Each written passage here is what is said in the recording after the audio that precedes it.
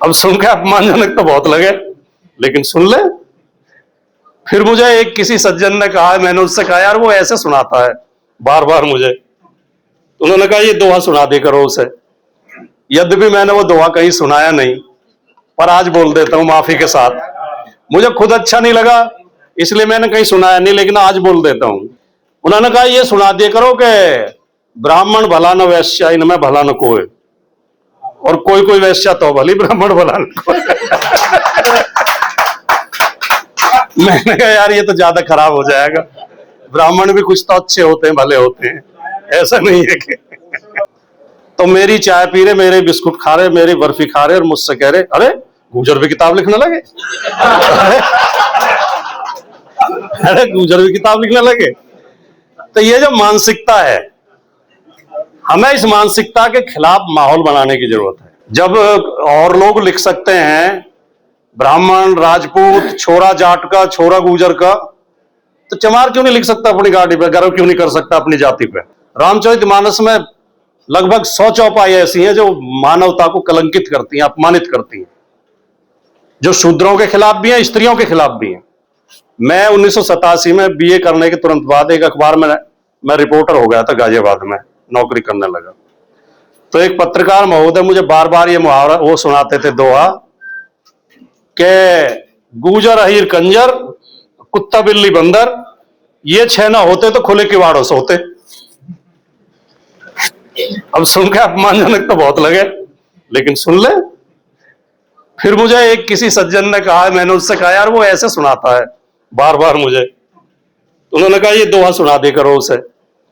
यद्यपि मैंने वो दोहा कहीं सुनाया नहीं, पर आज बोल देता हूं माफी के साथ। मुझे खुद अच्छा नहीं लगा इसलिए मैंने कहीं सुनाया नहीं, लेकिन आज बोल देता हूं क्योंकि इसी विषय पर कार्यक्रम है। उन्होंने कहा ये सुना दिया करो कि ब्राह्मण भला न वैश्या इनमें भला न कोई, और कोई कोई वैश्या तो भली ब्राह्मण भला न कोई। मैंने कहा यार ये तो ज्यादा खराब हो जाएगा, ब्राह्मण भी कुछ तो अच्छे होते हैं, भले होते हैं, ऐसा नहीं है कि।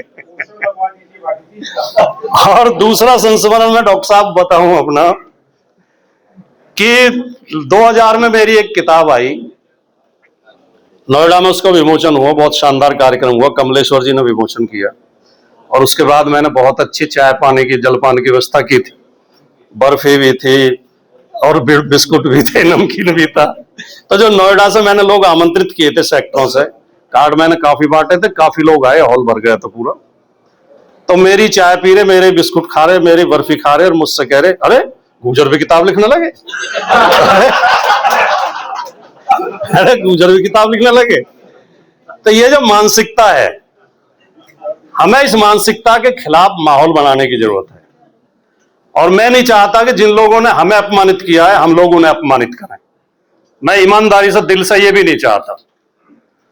हम उन्हें के लिए लेकिन ये समझाने का प्रयास तो करें कि भैया अभी इस पे पीछे जब रामचरितमानस पे बहुत चर्चा चली, बहुत डिबेट चली, प्रोफेसर साहब भी बैठे होंगे एक दो डिबेट में, और योगेंद्र जी तो ठीक से बहुत बढ़िया तरीके से इन सामाजिक विसंगतियों पर प्रहार करते रहते हैं।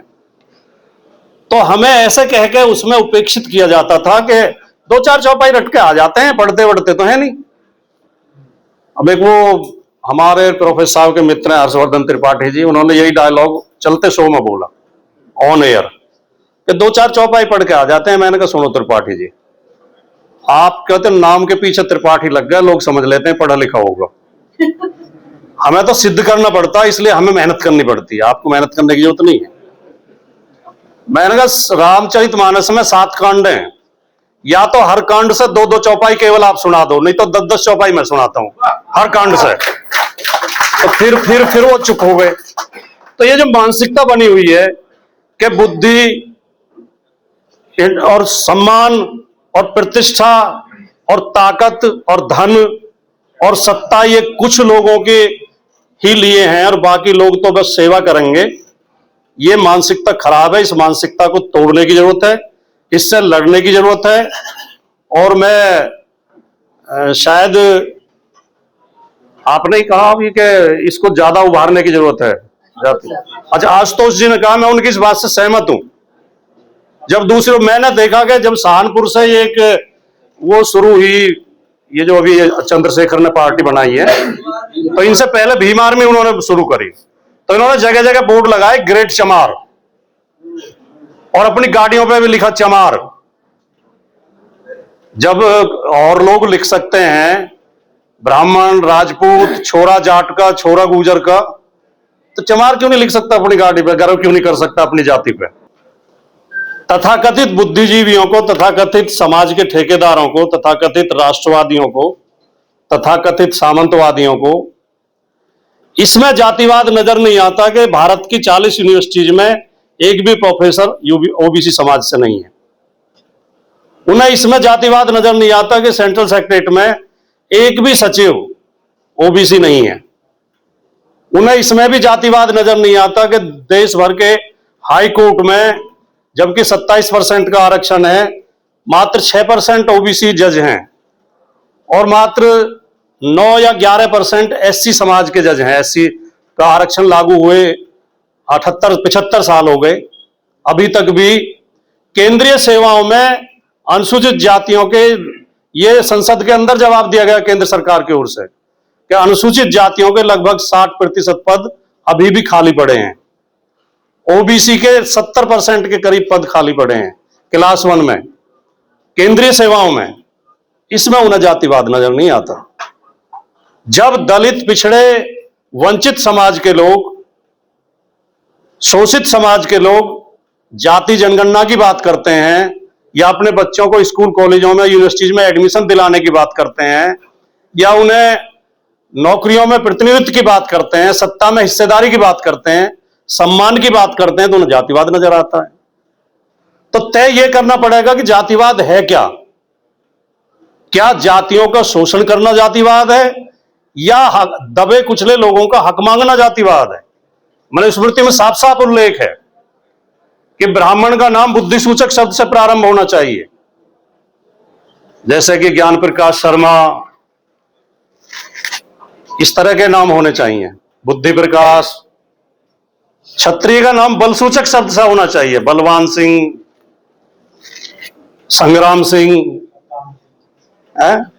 और वैश्य का नाम धन सूचक शब्द से होना चाहिए, लखपत राय, करोड़ीमल, और शूद्र का नाम निंदा सूचक शब्द से होना चाहिए।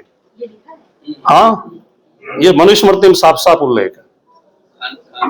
हमारे यहां नोएडा में, मैं नोएडा का ही मूल निवासी हूं, एक बहुत बड़े चौधरी जिनके पास बहुत बड़े जमींदार, जिन्हें सैकड़ों करोड़ रुपए मुआवजा मिला और समाज में बड़ी इज्जत, नाम क्या था? कुड़िया। नाम उनका कुड़िया, थावर, इतवारी, शनिचर, गोबर। गोबर, अरे प्रेमचंद जी का उपन्यास नहीं पढ़ा आपने? उसमें पात्र का नाम ही गोबर है, और ये होते हैं सचमुच भी। तो ये जो एक मानसिकता है, एक मानसिकता बना, और जिन्हें धर्म ग्रंथ कहते हैं, जिन्हें धर्म ग्रंथ कहकर थोपते हैं। रामचरितमानस में लगभग 100 चौपाई ऐसी हैं जो मानवता को कलंकित करती हैं, अपमानित करती हैं, जो शूद्रों के खिलाफ भी हैं, स्त्रियों के खिलाफ भी हैं। तुलसीदास रामचरितमानस में लिखते हैं, और जो विकलांगों के का भी मजाक उड़ाते हैं, विकलांगों पे भी कटाक्ष करते हैं। काने खोरे कुबरे कुटिल कुचाली जान, तिये विशेष पुनि चेर के भरत मात मुस्कान। कि ये काने, लंगड़े, लूले, कुबड़े, ये तो होते ही कुटिल और कुचाली हैं, ये तो नालायक ही होते हैं। और इनमें भी स्त्री, और ऊपर से फिर शूद्र, दासी, ढोल गवार, शूद्र पशुनारी, सकल ताड़ना के अधिकारी। और दूसरी तरफ वो कहते हैं कि शापत ताड़त पर उसके कहनता, विप्र पूज्यस गावे संता, पूजिए विप्रशील गुणहीना, शूद्र न गुणगण ज्ञान प्रवीणा। तो ये जो जड़ है, ये बहुत गहरी है, इनसे मानसिकता बनती है, मानसिकता से इस तरह के मुहावरे बनते हैं। और ये मुहावरे, यद्यपि मैं ये बात मानता हूं कि दोनों तरफ से हैं, जवाब में भी बनाए, फिर जब ज्यादा परेशान कर लिए तो जवाब में बनाए। मैं अपना संस्मरण बताता हूं कि जाति और सांप्रदायिकता के विषाणु, ये अपने आप में ही बहुत कुछ कहता है। और आपने उस जड़ पे, या कहें कि भारतीय समाज की उस नब्ज पे हाथ रखा है और उस बीमारी को पकड़ा है जो इस देश की सबसे भयंकर बीमारी है, सबसे भयंकर बीमारी है, लेकिन इस बीमारी के बारे में कोई बात करना नहीं चाहता।